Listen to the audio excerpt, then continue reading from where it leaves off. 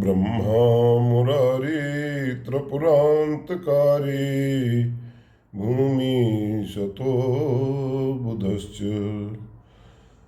गुरुश्च Syukuro शनिराहुकेतो सर्वे ग्रहाः शांतिकरा भवन्तु। बोलिए सियावर रामचंद्र की जय। मित्रों नमस्कार, आपका ग्रह चाल में स्वागत है। मित्रों, हमारे जीवन में बहुत सी कठिनाइयाँ आती हैं, बहुत से उतार चढ़ाव आते हैं, अचानक घटनाएं घटती हैं और तमाम परेशानियां जीवन में को घेरे रहती हैं। कहीं वैवाहिक जीवन की समस्या, तो कहीं कैरियर की समस्या, कहीं शिक्षा की समस्या और कहीं बीमारियां आकर के घेरते हैं। परिवार में भी धन की भी समस्या होती है। मतलब काफ़ी सब समस्याएं, विकराल समस्याएं आती हैं मनुष्य के जीवन में, जिनसे जूझना पड़ता है। उसके मुख्य कारण क्या है? उसका मुख्य कारण यह है कि हमारी जो कुंडली में जब हमारा जन्म होता है तो हमारी कुंडली में जो ग्रह बैठते हैं, ग्रहों का जो प्लेसमेंट होता है, वो जो ग्रहों का संयोजन होता है, वो संयोजन हम लोग देखते नहीं हैं और ना दिखवाते हैं और ना उसको समझते हैं।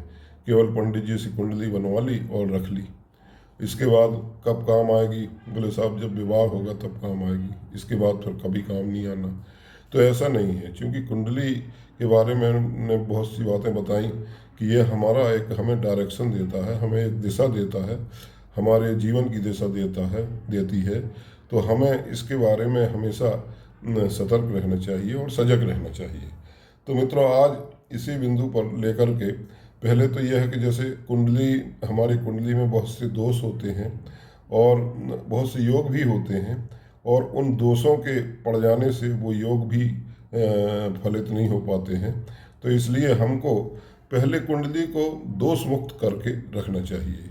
और आज इसी विषय पर हम आपके सामने एक ज्योतिष का नया चैप्टर लेकर आए हैं, कुंडली में दोष और उपाय।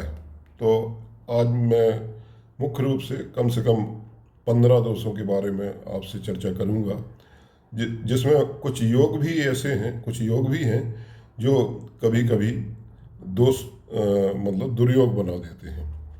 तो आइए हम अपनी यात्रा का शुभारंभ करते हैं।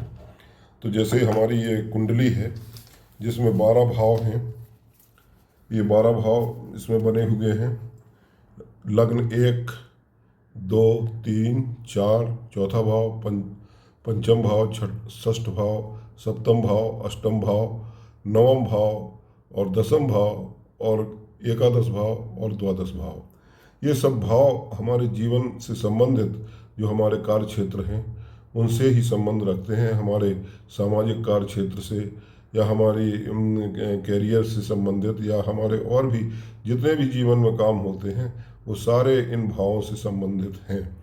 तो इन्हीं भावों में जब ग्रह बैठते हैं, संयोजन करते हैं, कुंडली में जब जन्म होता है जातक का, उस समय ग्रहों की जो स्थिति होती है वो ग्रह इसमें अंकित हो जाते हैं और हमें एक चार्ट मिल जाता है, जिसे हम बर्थ चार्ट कहते हैं, जन्म कुंडली कहते हैं। तो मित्रों, हम दोषों के बारे में चर्चा आपसे करने जा रहे हैं। तो एक दोष होता है नीच दोष, जिसको नीच दोष बोलते हैं। नीच दोष क्या है?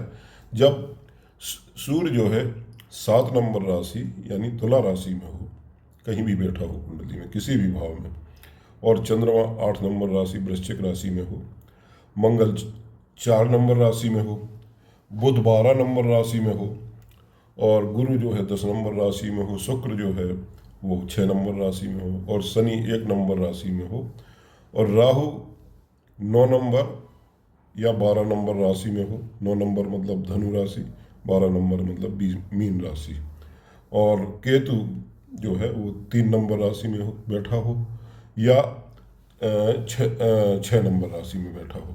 कहने का मतलब यह है, आप जानते हैं इनमें राशियों के नंबर पड़े रहते हैं। तो मैं नंबर से ही आपको बता रहा हूँ, मैं अब बार बार रिपीट नहीं करूँगा कि 1 नंबर राशि कौन सी है।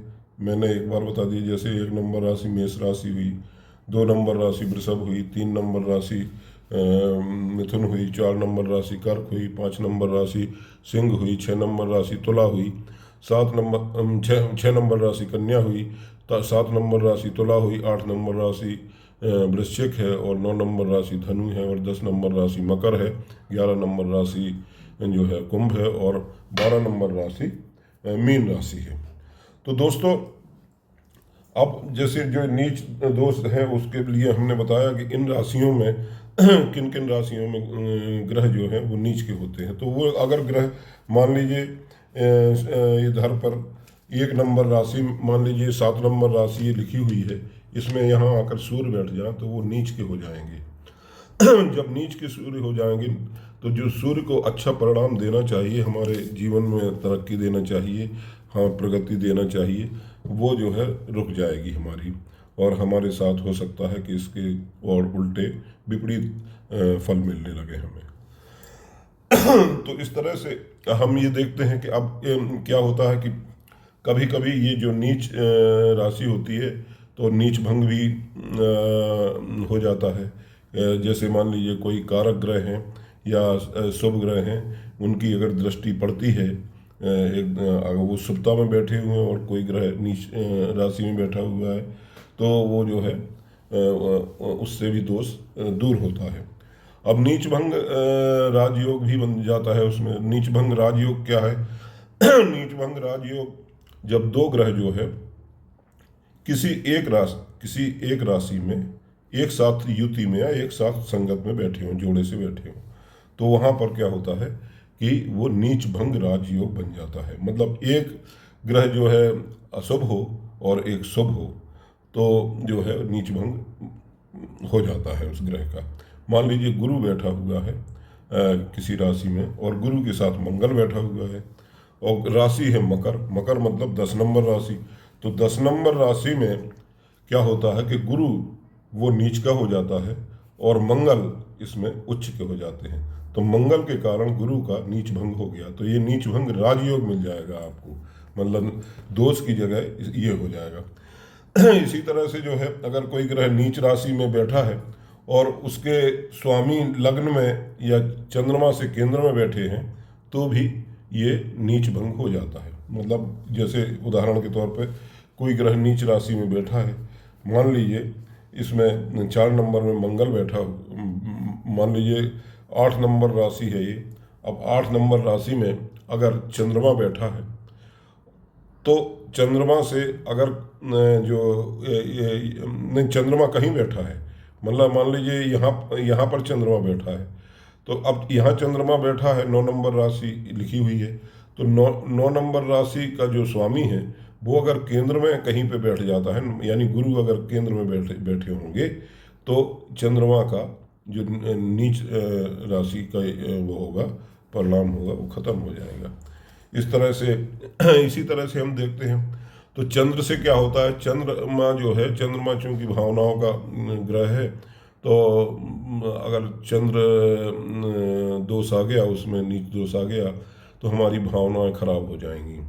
इसी तरह गुरु हैं, वो बुद्धि के कारक हैं, तो और बहुत से धन के कारक भी हैं, तो वैवाहिक जीवन, गृहस्थ जीवन के भी कारक हैं। तो अगर गुरु नीच राशि में पड़ गए तो वो इस तरह से हमको दुष्परिणाम मिलने लगेंगे कि हो सकता है हमारी बुद्धि खराब हो जाए, हमारा वैवाहिक जीवन खराब होने लगे, हमें धन की हानि होने लगे। शुक्र की वजह से क्या है कि शुक्र जो है वो लग्जरी लाता है, शुभता लाता है हमारे जीवन में। हमको ग्रह हुआ, मकान हुआ या जमीन हुई, इस तरह से हमको दिलाता है जब शुभ होता है। और अगर वो नीच का हो गया या अशुभ हो गया, तो वो उल्टे काम होने लगेंगे कि पता लगा हमारा मकान बिकने की स्थिति में आ गया, कोई ऐसी बीमारी आ गई घर में, किसी को क्रॉनिक डिसीज हो गई कि जिसकी वजह से धन की इकट्ठा करना है, अब धन है नहीं तो ज़मीन ही बेचेंगे लोग, या पढ़ाई में बाधा आ रही है किसी के, या किसी लड़की के विवाह में दिक्कत आ गई, धन की आवश्यकता है।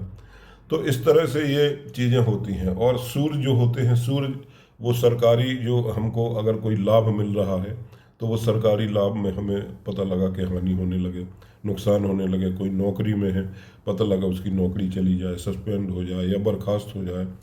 इसी तरह बुध क्या है? बुध चूँकि वाणी और बुद्धि के कारक हैं, और चूँकि व्यवसाय के भी कारक हैं, तो अचानक हमको अगर बुध नीच में है तो अचानक हमको नुकसान हो सकता है व्यवसाय में। इसी तरह से मंगल जो है, मंगल भी नौकरी के कारक हैं। जैसे नौकरी हुआ या व्यापार हुआ, प्रॉपर्टी वगैरह का काम कोई करता है तो मंगल उसके कारक ग्रह हैं। तो अब मान लीजिए मंगल नीच राशि में है आपकी कुंडली में, तो वो जो है दुष्परिणाम देने लगेगा। पता लगा आपको प्रॉपर्टी में लॉस होने लगा, या आपकी प्रॉपर्टी में पार्टनर ने आपके साथ कोई बेईमानी कर दी। तो इस तरह से ये नीच जो दोष होता है, अब इसका उपाय क्या होगा, हम मतलब इसको कैसे दूर करेंगे। तो इनके लिए जो उपाय है वो बहुत सरल उपाय है कि सूर्य का अगर मान लीजिए सूर्य अगर नीच राशि में है तो उनके लिए आप जो है रविवार के दिन 2.5 किलो करीब गुड़ लें या 2.25 किलो गुड़ लें, और जो है क्या नाम वो दान करें। अच्छा, गुड़ को आप मंदिर में भी दान कर सकते हैं, प्रसाद के रूप में भी दान कर सकते हैं। ये उपाय 11 रविवार करें। इसी तरह मंगल के लिए भी गुड़ का दान होता है, करीब 2 केजी गुड़ ले लें और उसको 11 मंगल दान करें। बुध के लिए आप हरी सब्जियों का दान कर सकते हैं या गाय को हरा चारा खिला सकते हैं। गुरु के लिए जो है क्या नाम आप आधा आधा किलो हल्दी ही 11 गुरुवार जो है दान करें। तो दान से क्या होता है कि ग्रह जो है शांत हो जाता है, परेशान नहीं करता है, और हमारे जीवन में शुभता लौटने लगती है। शुक्र जो है, शुक्र के लिए चावल हुआ या दूध हुआ या दही हुआ, इसको हम दान कर सकते हैं शुक्र के लिए। शनि के लिए हमें 11 शनिवार सरसों का तेल का दान करना चाहिए। तो इस तरह से ये दान पुण्य करने से ही उपाय बन जाता है, और इनके मंत्रों का जाप भी हम कर लें, और जो हमारा ग्रह इस तरह से नीच अवस्था में है तो उसका जो दिन पड़ता है उस दिन हम व्रत भी या उपवास भी कर लें तो जो है शांत हो जाता है। और या हम कोई उसका रत्न भी धारण कर लें तो हमको शारीरिक रूप से मान लीजिए बीमारी है या कोई ऐसी परेशानी मानसिक हो रही है तो उससे हमें रिलीफ मिल जाता है। मित्रों, इसके बाद अब मैं दूसरे दोष के बारे में आपसे चर्चा करूंगा। दूसरा दोष जो है, जैसे मंगल दोष है। मंगल दोष तो सभी को पता है, मैंने अपनी पिछली जो व्याख्यान दिया था उसमें मंगल दोष के बारे में भी जिक्र किया था। जब मंगल जो है लग्न कुंडली हो या चंद्र कुंडली हो, और उसमें पहले भाव में यानी लग्न भाव में, और चौथे भाव में, और 7वें भाव में, 10वें भाव में, इसके अलावा 12वें भाव में, 8वें भाव में, 10वें में नहीं होगा, 8वें भाव में और 12वें भाव में अगर मंगल बैठे हुए हैं तो वो कुंडली मंगली कहलाएगी, और ये मंगल दोष होगा, चाहे चंद्र कुंडली हो या लग्न कुंडली हो। तो मंगल के लिए वही है कि भाई मंगल के लिए आप मंगल का के चीज़ों का आप दान करें। तो जो है 11 मंगल आप गुड़ का दान करें, क्योंकि मंगल जो है वह हनुमान जी का उसके ईश्वर हैं। तो हनुमान जी के लिए आप लाल गुड़ या लाल चना या इस तरह से आप दान करें, हनुमान मंदिर जहाँ चालीसा का पाठ करें। सिमिलरली मंगल दोष के बाद जैसे ग्रहण दोष भी होता है कुंडली में। ग्रहण दोष कैसे होता है? सूर्य ग्रहण और चंद्र ग्रहण का होता है। ये राहु और केतु मिलकर बनाते हैं सूर्य ग्रहण।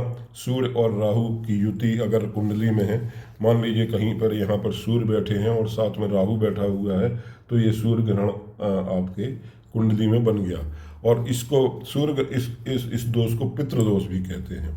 तो ये हमने पितरों की अवहेलना की, उनको हमने समय से पानी नहीं दिया, उनका तारण नहीं किया, उनको तर्पण नहीं किया, तो इस तरह से ये दोष बन जाते हैं। और चंद्र ग्रहण का दोष बनता है, चंद्रमा के साथ केतु बैठ जाए, तो इस तरह से सूर्य और चंद्र के जो दोष बनते हैं, उससे क्या होता है कि अगर चंद्र दोष बना तो हमारा मन बड़ा भारी भारी रहेगा, बड़ा पीड़ित होगा, और सूर्य दोष बनने से आत्मा हमारी पीड़ित होगी, और हो सकता है हमको फिर सूर्य ग्रहण के या सूर्य दोष जो ग्रहण दोष बना, इससे हमको काफ़ी पीड़ा हो और मानसिक अशांति हो और तमाम बीमारी भी पैदा हो जाए, बीपी की बीमारी है या मानसिक बीमारी हो जाए। तो इनके लिए उपाय जो है यही है कि राहु केतु के मंत्रों का आप जाप करा दें, और उनकी वस्तु क्या है, लोहा लंगड़ है, तो इनका दान कर दें, तो ये दोष से हमको शांति मिल जाएगी इनके। अब एक नेक्स्ट आता है इसके बाद, जिसको बोलते हैं जो है क्या नाम, वो अंधक दोष होता है। अंधक दोष कैसे बनता है? जब सूर्य और शनि की कुंडली में युति हो, अगर सूर्य और शनि एक साथ बैठे हैं किसी भी भाव में, मान लीजिए यहाँ सूर्य बैठे हैं चौथे भाव में और यहीं साथ में शनि भी बैठे हों, तो सूर्य और शनि की युति से अंधक दोष बन जाता है। इसमें क्या होता है कि शनि सूर्य की ताकत ले लेता है, चूंकि सूर्य ताकतवर है, ग्रहों का राजा है, उसकी ताकत लेता है, जिससे सूर्य पीड़ित हो जाता है आपका। इससे क्या होता है कि आपको हड्डियों में दर्द होगा, नेत्र विकार हो सकता है, हृदय रोग भी हो सकता है, सिर दर्द हो सकता है। तो इसमें सूर्य और शनि का आप उपाय करें।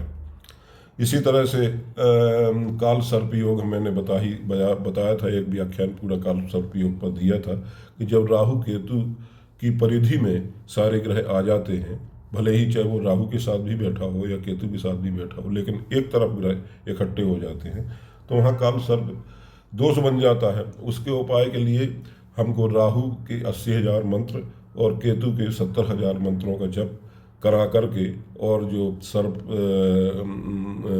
नाथ की जो है क्या नाम पूजा करके विधिवत, और उसका जो है उसको नदी में हम विसर्जित कर देंगे और उसका हवन वगैरह करके, तो हमें इस काल सर्प से भी मुक्ति मिल जाएगी। जरूरी नहीं है लोग उज्जैन जाते हैं और नासिक जाते हैं, वहाँ छोटी सी एक दिन में पूजा करा देते हैं और वो औपचारिकता पूरी कर देते हैं। उससे ये काल सर्प दोष पूर्ण रूप से समाप्त नहीं होता है। उससे सबसे अच्छा है आप कहीं अपने गांव घर में किसी पंडित जी को या किसी आचार्य को आप इंगेज कर लें और उनसे इतने मंत्रों का जाप करा दें, 80,000 राहु के, 70,000 केतु के, और उनका हवन पूजन और दान कर दें। इसके बाद एक दोष शापित दोष होता है। शापित दोष क्या है? वो राहु और शनि अगर एक साथ बैठ जाए कुंडली में, मान लीजिए किसी कुंडली में मान लीजिए सप्तम भाव में राहु और शनि बैठ गए एक साथ, तो यहाँ पर शापित दोष बन जाएगा। शापित दोष में जो है भी आदमी जीवन में परेशान हो जाता है, मतलब वो उसको असाध्य बीमारी हो जाए, कोई बड़ी क्रोनिक डिसीज हो जाए, उसको हार्ट या किडनी की बीमारी हो जाए, लीवर से संबंधित बीमारी हो जाए, तो ये जो है इस तरह से शापित दोष। तो इसके लिए भी हम शनि और राहु के मंत्रों का जाप करा करके शांति कर सकते हैं। अब इसके बाद एक ग्रहों का अस्त दोष भी बनता है। वो सूर्य के नज़दीक जो ग्रह आते हैं तो वो सूर्य के सामने अस्त हो जाते हैं, मतलब बड़ी लाइट के सामने छोटा दीपक का कोई महत्व नहीं है, वो अपना अस्तित्व खो बैठता है, उसका उजाले से कोई मतलब नहीं है ना। तो इसलिए जो है ये अस्त दोष बन जाता है। तो सूर्य के नज़दीक ज़्यादातर बुध और शुक्र ग्रह जो हैं सूर्य के नज़दीक हैं। मतलब जैसे आपकी कुंडली में कई लोगों की कुंडली में सूर्य और बुध एक साथ बैठे होंगे तो बुध अस्त होंगे उसमें, और मतलब सूर्य के साथ होंगे, या एक घर आगे पीछे होंगे। मान लीजिए सूर्य यहाँ बैठे हैं, बुध हो सकता है यहाँ हो, तो बुध को पार करके अस्त करते हुए आए हैं वो, और या फिर यहाँ बुध बैठा हो, तो मतलब एक घर आगे पीछे हो सकता है। इसी तरह से शुक्र भी अस्त हो जाते हैं। शुक्र कैसे अस्त होते हैं? वो कम से कम 2 घर पीछे रहते हैं, मतलब सूर्य से जहाँ सूर्य बैठा होगा उसके 2 घर लगभग पीछे होंगे, वो ज़्यादा दूरी हो जाएगी तब फिर वो अस्त नहीं होते हैं। इस तरह से हम अस्त दोष के बारे में भी हम इसका भी निवारण कर सकते हैं कि मतलब स्टोन पहन लें उस ग्रह से संबंधित जो हमारी कुंडली में अस्त हो गया, मतलब निष्क्रिय हो गया। अब वो हमें इतना अच्छा ग्रह है, मान लीजिए गुरु ग्रह है या मान लीजिए सूर्य है, हमको जो वो षटबल में भी बली हो, लेकिन अब हमको उसका परिणाम नहीं मिलना है जीवन भर, तो उसके लिए भी हम कोई स्टोन वगैरह भी पहन लें, जप कर लें। स्टोन से क्या होगा? शारीरिक आपको आराम मिलता है, और जप से ग्रह प्रसन्न होता है, जप और दान से। और इसके बाद अब एक नेक्स्ट दोष आता है जिसको अंगारक दोष बोलते हैं।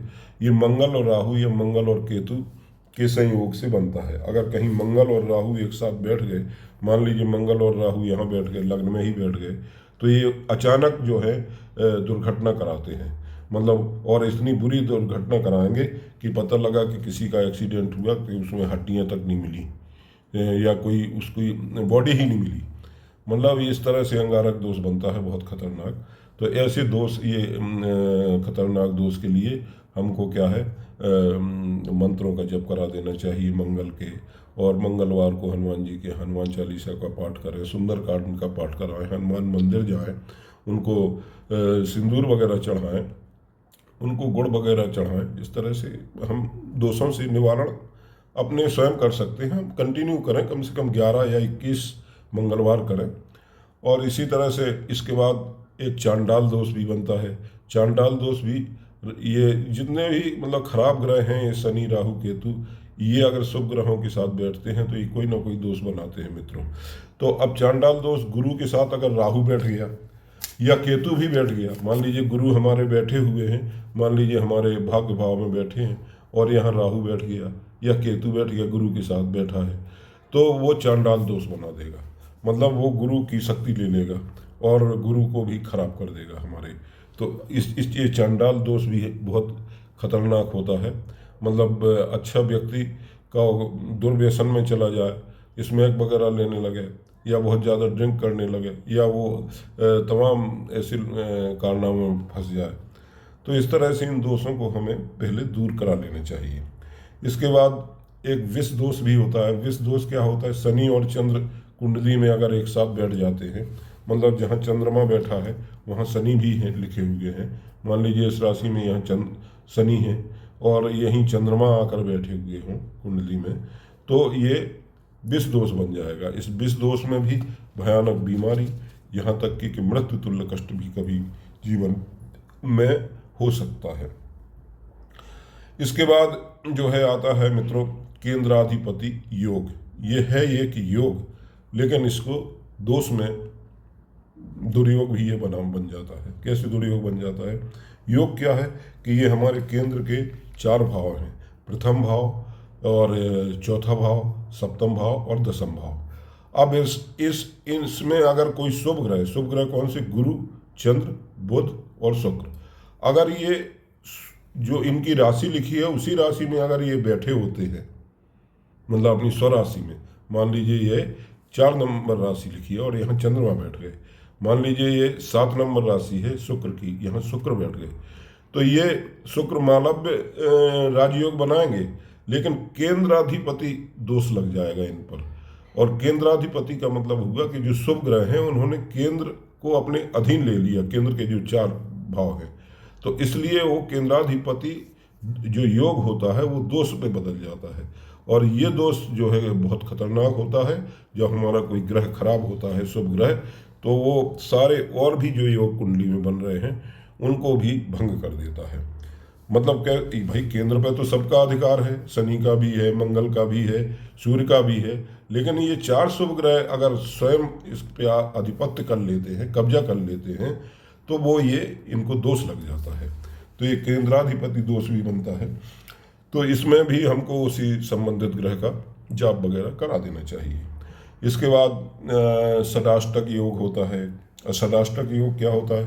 जब मंगल और शनि एक दूसरे से 6ठे या 8वें भाव में बैठे हों, तो उस कुंडली में वो षडाष्टक दोष माना जाता है। इससे क्या होता है? मंगल और शनि की चूंकि शत्रुता है, और शत्रुता वो भी बुरे भाव या बुरे भाव की नंबर की उसमें पहुंच जाए, भाव में संख्या में पहुंच जाए, तो ये जो है बहुत भयानक जो है बीमारी पैदा कर देते हैं। कैरियर में भी जो है क्या नाम बाधा आ जाती है और अचानक हादसा होने लगते हैं। जीवन में बड़ा उतार चढ़ाव देखने को मिलता है। तो ये जो होता है, ये जैसे अब शनि है, मान लीजिए यहाँ पर चंद्रमा बैठे हैं, तो अब चंद्रमा से गिने हम 1 2 3 4 5 6 6वें यहाँ शनि बैठे हों, मतलब चंद्रमा अगर 7 नंबर में बैठे और शनि 12 नंबर में बैठे, तो ये 6 नंबर घर दूर हो गए। 1 2 3 4 5 और 6, और यहाँ से गिनेंगे तो चंद्रमा 1 2 3 4 5 6 7 8 पे आ जाएगा। यानी एक दूसरे से 6ठे और 8वें भाव में बैठ जाने से इस षडाष्टक दोष बन जाता है। तो इस तरह से ये विवाह वगैरह में भी समस्या आ सकती है, सेहत भी खराब हो सकती है। ये इनके सब ये दुर्योग, मतलब जो है जो फल है, बुरे फल हैं, अशुभ फल देते हैं। केमद्रुम योग भी एक होता है। केमद्रुम योग है, लेकिन वो भी दोष में गिना जाएगा जब चंद्रमा के आगे पीछे कोई ग्रह ना बैठा हो। मान लीजिए हमारी यहाँ पर चंद्रमा लिखे हुए हैं और ये घर खाली है, ये घर खाली है, तो ये क्या होगा? ये केमद्रुम योग बन जाएगा, क्योंकि चंद्रमा अकेला रहेगा। तो जब कोई आदमी अकेला है, बैठा हुआ है, तो वो बड़ा बोर होगा, तो चंद्रमा से संबंधित हमको बीमारियां हो सकती हैं। चंद्रमा से हमको लाभ, चंद्र बहुत अच्छा सुख और वैसा शीतल ग्रह है, तो इससे तो हमें जो है चंद्रमा की मंत्रों का जाप कराना चाहिए। और आप चाहें तो एक चांदी का कड़ा जो है हाथ में पहन लें तो आपको मानसिक शांति मिलेगी। इसके अलावा आप सोमवार के दिन शिव जी का जलाभिषेक करें। इसके बाद जो है दोस्तों, एक पाप कर्तरी दोष भी बन जाता है कुंडली में। अब पाप कर्तरी दोष कैसे बनेगा?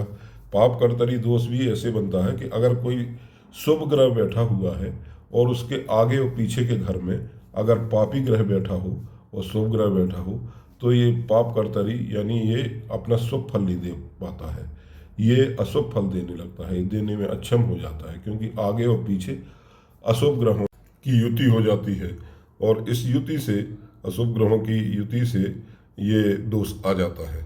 तो मित्रों, इस तरह से अभी हमने 15 दोषों के बारे में कुंडली के आपसे चर्चा की।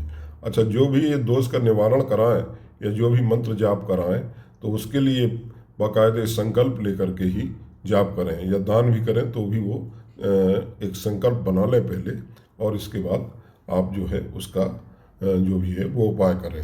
अब संकल्प बनाने के लिए संकल्प बना करके और आप स्नान करके साफ सुथरे वस्त्र पहन करके एक चटाई पर बैठ जाएं और उत्तर की तरफ या पूर्व की तरफ अपना मुख करके एक लोटे में जल भी ले लें, थोड़े से चावल ले लें और हाथ में जो है चावल डाल करके और जल डाल करके और आप संकल्प को पढ़ें।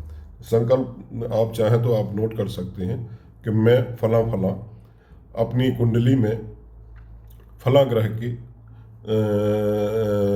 युति से या फला ग्रह के कारण जो बने हुए फला दोष के निवारण हेतु अपने जीवन से समाप्ति के लिए, इस दोष के समाप्ति के लिए मैं जो है फला देवता जो भी मंगल देव या उनकी मंत्रों का जाप कर रहा हूँ और मुझे जीवन में मंगल देव शांति प्रदान करें। इस तरह से ये हम जो है कर सकते हैं। इसके अलावा जो दान है, जो दान करना है, वो दान की जो पात्रता होती है वो राहु और केतु के लिए और शनि के लिए जो है दान आप किसी भी व्यक्ति को कर सकते हैं। मतलब इनके चूँकि कहीं काले कपड़े हुए या काले या लोहा हुआ या इस तरह के इनकी चीज़ें होती हैं, तो इनका दान आप किसी भी व्यक्ति को कर सकते हैं, इसमें कोई रिस्ट्रिक्शन नहीं है। लेकिन जो अन्य ग्रह हैं, सूर्य, मंगल, गुरु, बुध, शुक्र, चंद्र, इनकी वस्तुओं का जो भी दान करें वो किसी ब्राह्मण को दान करें। तो मित्रों, इस तरह से हम उपाय करके इन दोष मुक्त कुंडली को कर सकते हैं और अच्छा जीवन व्यतीत कर सकते हैं। तो मित्रों, आज इतना ही। और इसके बाद आपको कुंडली का विश्लेषण कराना हो या आपके कुंडली में खराब ग्रह दोष या किसी तरह निवारण कराना हो या उपाय कराना हो, तो आप मेरे व्हाट्सएप नंबर 9559795999 पर कांटेक्ट कर सकते हैं या मैसेज दे सकते हैं और इन उपायों का बाकायदे दक्षिणा लगेगी, ये पेड होंगे, मतलब उपाय जो कराए जाएंगे। इसके अतिरिक्त जो भी आपको सलाह लेना हो या कुंडली बनवाना हो उसकी दक्षिणा अलग होगी। तो मित्रों, आज के लिए इतना ही। जय सिया राम, नमस्कार।